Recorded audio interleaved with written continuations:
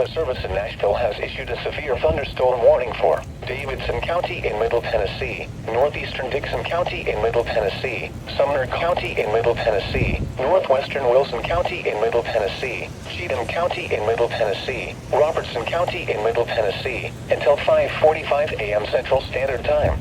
At 5:08 a.m. Central Standard Time, severe thunderstorms were located along the line extending from Cross Plains to Jolton to White Bluff, moving east at 55 miles per hour.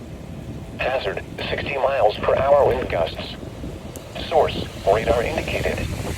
Impact, expect damage to roofs, siding, and trees.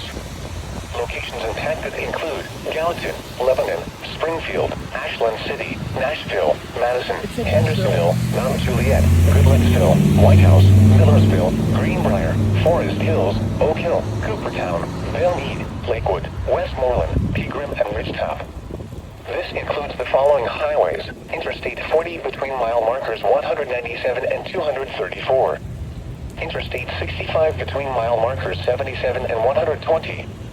Interstate 24 between mile markers 24 and 59.